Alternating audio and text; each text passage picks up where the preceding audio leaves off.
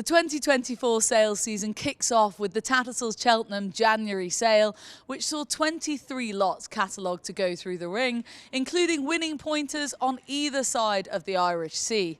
And it was some familiar names who were getting in on the action, including a trainer who only hours previously had had a top-level success out on the track. It was early fireworks as Rob James offered Lot 5, the point winner Old Tom Morris, by getaway and out of a graded place mare. The 5-year-old had been purchased for $75,000 at the 2022 Derby sale and went on to double his purchase price when selling to Hamish Macaulay for the sale-topping figure of $150,000 for an unnamed client. Only a few lots later, agent Tom Malone stood with trainer Jamie Snowden, who had enjoyed success on the track that afternoon, went to $130,000 for Admiral Stewart, a gelding from the Colin Bow nursery, who is a brother to 6 winners, including the high class The Crafty Butcher. Well, he had 2 runs and he built on it, and Colin Bow, I have had serious success from Colin Bow's, and we couldn't see much of the video because it was so foggy on the day. We seen about a furlong, but Barry O'Neill and Colin Bow both stood over him and said he's a nice animal, he'll win loads of races. And the stallion, I had a grade 2 winner by him today in Kerry Hill up in Doncaster, so he hasn't let me down either. Brilliant. And when people like that are standing over a horse for you, that's really all you need, surely. It makes me a lot more confident, and then I can be confident to the trainers or an owner, and that we're all trying to get it right. It was another winning trainer from the afternoon who struck for Lot 15. Emmett Mullins saw off stiff competition to secure Melbourne Shamrock from Matty Flynn O'Connor for $125,000. The 5-year-old had been impressive when winning his second point start at Ballycrystal, and will now be joining the Grand National and Cleve Hurdle winner Noble Yates at the Mullins residence.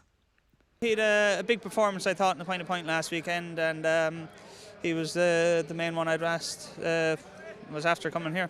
And of course you've got such a handle on the point-to-point scene over in Ireland and so involved in that. What level do you think that point will prove to be at? I would say that was a good race, and I like the manner in which he picked up again when the second came to him. I think that's a nice horse too, and the two of them pulled well clear. He was an expensive store horse as well, so he's always had the looks, and now he has the performance to go with it.